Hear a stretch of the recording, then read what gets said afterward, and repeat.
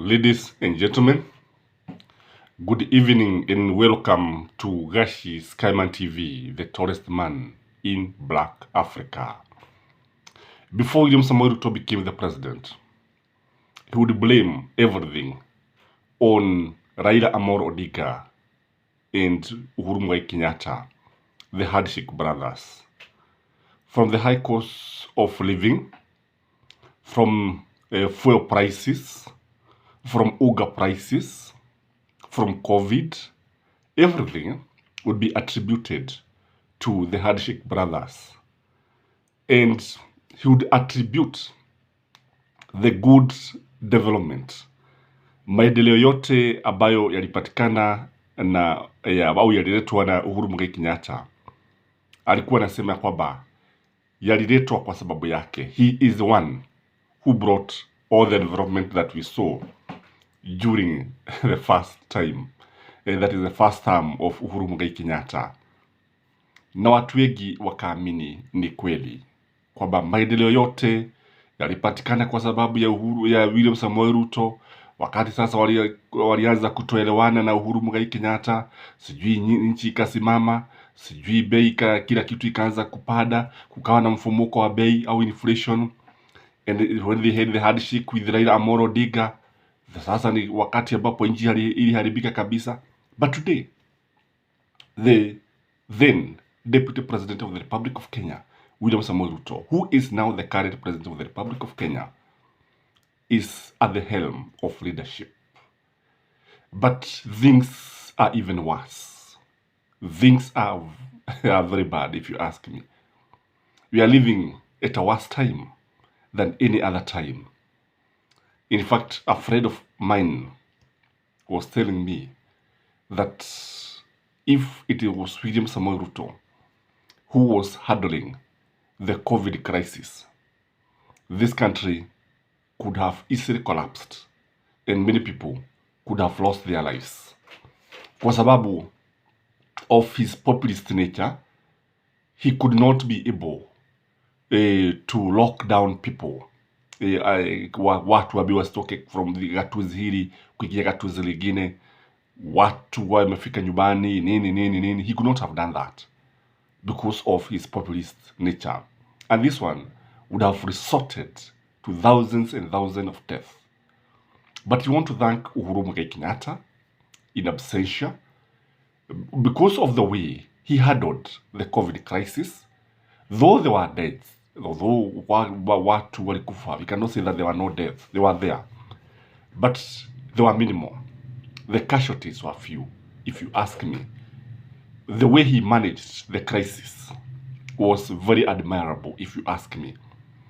The civil servants had their pay as you earn reduced to something that made them laugh and all the way to their bank smiling, kwa sababu waliondolewa kodi. And again, if you ask the motorists, they will tell you that they could manage to fuel their vehicles. They could tell you, they can still tell you that life was bearable. Ukiuliza mama boga, atakwambia vile vile. Ukiuliza mtu wa boda boda, atakwambia vile vile. I don't know, by the way, ladies and gentlemen, whether you have noted that the number of fleets of boda bodas from your localities are reducing every day.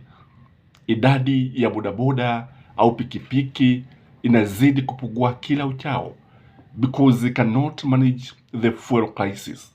Kwamba unajua this government came up with what people thought would actually save mtu wa kawaida.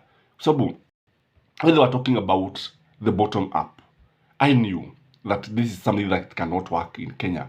This was just a campaign gimmick. Lakini sasa Wakenya wengi, we swallowed the line, the hook and everything. Na sasa tumekamatwa sasa na ile mitego. Now we are helpless. And you remember very well that when there were demolitions during Uhuru Muigai Kenyatta's time, tuliona William Samoei Ruto condemning this, tukaona Rigathi Gachagua condemning this, and even when they came to power, they promised the world, heaven and earth, that during their term, nobody would be evicted from their homes. In fact, William Samoei Ruto went ahead and told Kenyans that it would be a win-win situation whereby they would negotiate. Instead of demolishing houses, maybe people would be told to buy those plots and the owners would be happy. But what are we witnessing, ladies and gentlemen? Look at what is happening at Mavoko. Look at what is happening, ladies and gentlemen. Is it happening because Uhuru Muigai Kenyatta is the president? Because the last time I checked, the president of the Republic of Kenya was none other than William Samoei Ruto, deputized by Rigathi Gachagua. And for sure, they have failed this nation. They have betrayed Kenyans big time. Ukitazama vizuri utaona kwamba that idea of blaming Uhuru Muigai Kenyatta and his handshake brother Raila Amolo Odinga was fallacious.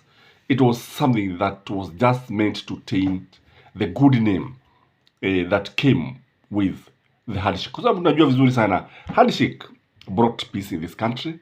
Handshake was something that many people liked and enjoyed. And what I have never understood is whether William Samoei Ruto can withstand a deputy president like Rigathi Gachagua who would behave, who would become local the way he had turned out to William Samoei, to Uhuru Muigai Kenyatta's presidency. Kwa sababu unapomtazama vizuri sana naona ya kwamba yeye hawezi akavumilia. He cannot let Gachagua behave like that. So that idea of blaming that everything was going bad because of the handshake was wrong in my view. That idea of telling Kenyans that the country was witnessing was as a result of now which development have we witnessed since William Samoei Ruto came to power? Kwa sababu ukitazama utaona kwamba hatuna miradi mingi kama ile ambayo ilikuwa inaendelea wakati wa Uhuru Muigai Kenyatta. Hatuna, kusema ukweli hatuna. Hatujaona barabara zikarabatiwa, isipokuwa kuna zile dalili sasa za ujenzi wa nyumba. And the way William Samoei Ruto is pushing these housing projects, it only tells you that he has vested interest. It only tells you that people close to power have vested interest. In terms of tendering, we know because of this. In terms of maybe buying these houses. And you realize that these houses are expensive. They'll be sold at exorbitant prices. It's not easy. Ati unapewa tu nyumba kwa sababu ni hasara. It will not be easy. Kwa sababu ukitazama vizuri sana utaona kwamba nyumba zitakuwa nyingi, ndio hatukatai. Lakini sasa when you look at it, because he was saying the idea is job creation, it is not even the development of giving people houses. Sasa nyumba zikiisha, what happened next? Na tena, is it everybody who atakuwa kienda kule kwa mjengo? Na kwa sababu zinajengwa, kuna mahali nimeona zimejengwa si moja si mbili. Je, what have changed in those localities? Has the economy changed? Because ukiona ni hakuna tofauti kubwa sana na vile mambo yalivyokuwa. Indeed, things are worse, if you ask me. And I want to listen to parents, listen to their cry. Wanalia, wanasema gharama ya stima imepanda, gharama ya school fees imepanda, vitabu nini, tuition, remedial, sio vile inaitwa, zinapewa majina mengi ya ubatizo ili kuwapora wazazi. Ni jambo ambalo haliendi vizuri. So William Samoei Ruto was not telling the truth, and the fact that Kenyans were clapping only tells you that we are a gullible nation. It was wrong, in my view, to criticize the handshake, because now we have not seen any fruit of the freedom that they have been talking about. And by the way, when they were talking about freedom, that freedom is coming, which freedom are they talking about? What were they talking about? Because I've been trying to think about this slogan, freedom is coming. Which freedom are they talking about? Maybe you can tell us where you are. Because me, from where I sit, I have never understood what they meant. This is your host, Gashis Kaman TV, the tallest man in Black Africa.